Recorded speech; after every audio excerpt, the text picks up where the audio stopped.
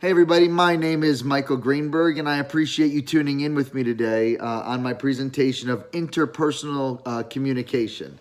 One thing that's fun about these type of videos is trying to do it in one fluid motion, and to be honest with you, this is now the third time I have started this video. The last one was due to my wife and son laughing in the background. But I'm excited to do this, and I'm excited just to be a part of this journey. And I got to be honest, I am excited that my family is involved with me in this endeavor. So I love them. God bless them.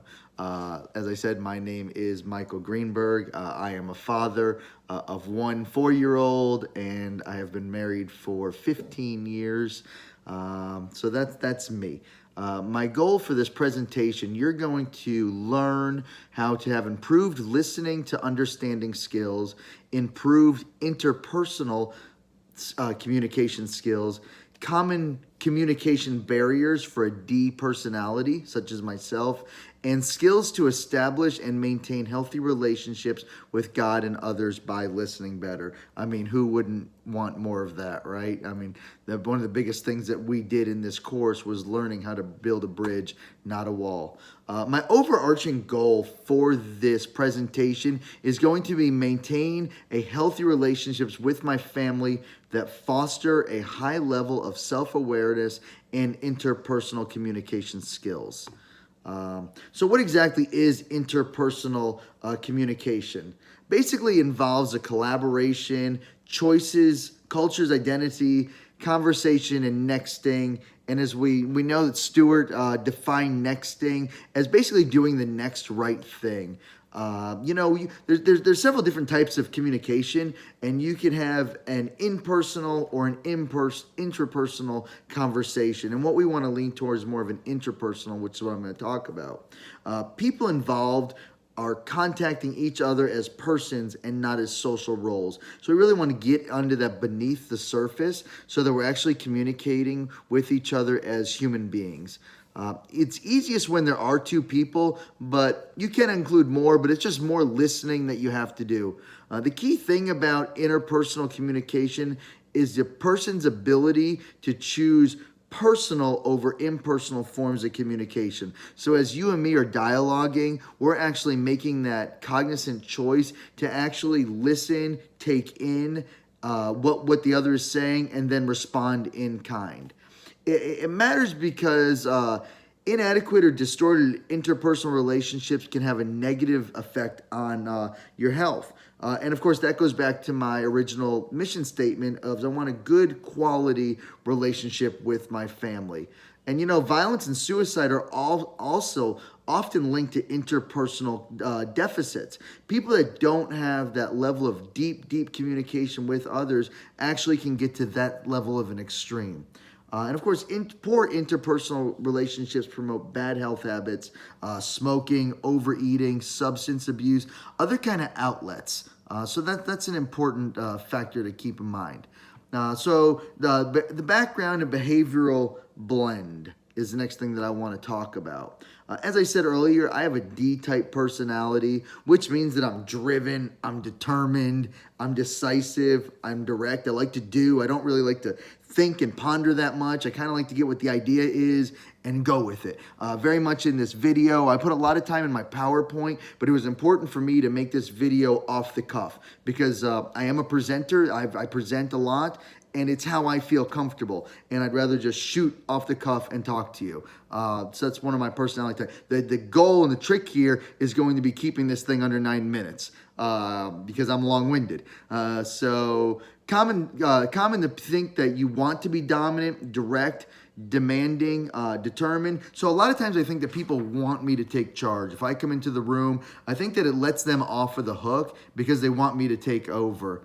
Winning is obviously very important for me. I want to do good. I want to achieve. I'm very accolade driven. What you think of this video is very important to me, and I take that to heart. Maybe sometimes even a little bit more than I should. So I wanted to talk to you a little bit about communication barriers. There's definitely some things that we need to address about different barriers that can come up. And one of those things is going to be hurtful messages and aggression. because there's influence power dynamics. It does take two, and one of the analogies that I actually wrote down in my notes was it takes two to tango. So, yeah, I could berate or abuse others, but on the same hand, you should not accept that abuse in return. So, if I were to say something hurtful to you, doesn't mean that you have to receive it. You can choose not to receive that. If you were to give me something about, well, I liked your video, but I didn't like the way you looked. Even though that's hurtful to me, I don't have to accept that because number one, like I said, my family is the most important to me, and they say that I'm fine the way I am. Also, aggression is when people are feeling a little bit inadequate or they're feeling a little bit, Stewart discusses about it in his book. Stewart talks about aggression and then the hurtful messages.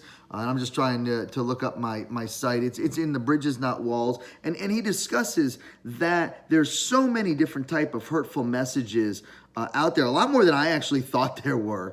So some types of hurtful messages or accusations, evaluations I thought was very interesting. One of the things, information, as we talked about in our last in our last report, that information was one of the things that people can find the most hurtful because they can't retort it. They can't speak it in return. It is what it is. So I don't have the opportunity to respond in kind when you're evaluating me or you're giving me information. Also, jokes can be very hurtful to others, and lies and threats. That's obvious. But one thing that was very interesting to me, sort of spoken about, was evaluations. And I'm someone that likes to evaluate. Being a police officer, I'm always thinking, we call it armchair quarterbacking. Or, it's very easy to talk about what went wrong. We call it going to church. And we actually talk about something, because everything could be better. But what we don't realize is that it's critical. And even though I live in an environment where critical, I thrive on it, others may not feel that way. Stewart also speaks about, as hurtful messages increase, overall satisfaction with the relationship decreases, and patterns of put-downs tend to create and maintain degenerative spirals. And we learned a lot about that in our book, in Bridges, Not Walls. And I thought that was such a powerful statement that I really wanted to include this. Here's some things that we need to know about hurtful messages.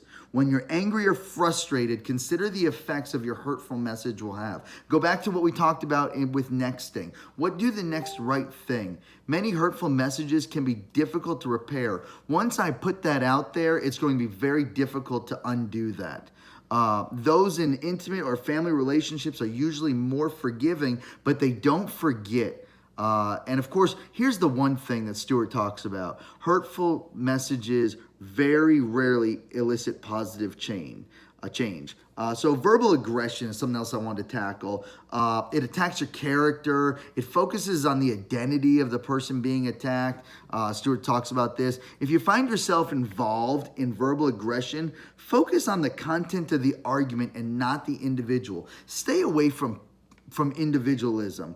Madeline Burley Allen talked about self-awareness and increased productivity can be achieved through listening to yourself. It's very important that we listen carefully to what we say and how we say it, and of course the self-talk language. And listening attitudes of self-interest allow us to learn many things about the value about ourselves and others. And understanding who we are is okay and part of accepting who you are, as addressed in Allen.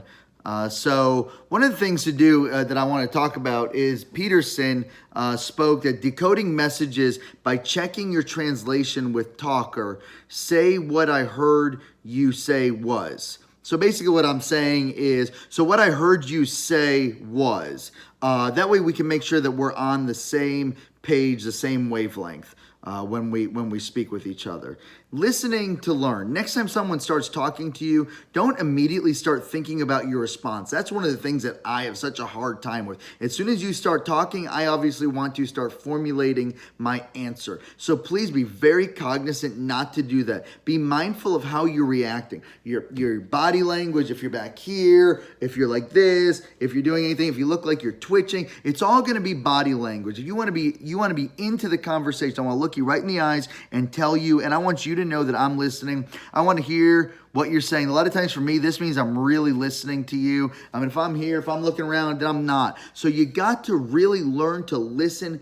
Learn to listen. There's an art in it. This technique allows you to gather information you can retain to use for yourself. Take a few minutes and formulate your response after they're finished speaking. And this, of course, Clark spoke about in his book. So in conclusion, everyone should be quick to listen, slow to speak, and slow to become angry. James 1:19.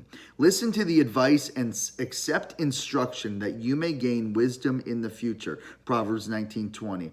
And he who is wise listens, which is Proverbs 12:15. I wanted to thank you for watching my video. I hope this has been informative to you. I hope you had as much fun watching it as I did making it. God bless you. I'm thankful for this group. I'm thankful for this team that we've been able to grow together. I'm so thankful for the book Bridges, Not Walls by Stewart. I'm so thankful for that book. I've actually read it. My wife is reading it right now. It's a lot more than a textbook. In fact, it's not a textbook at all. It really is a book that I'm going to utilize as I move forward in counseling, because someone like me who sometimes has a hard time listening, it has absolutely changed my life.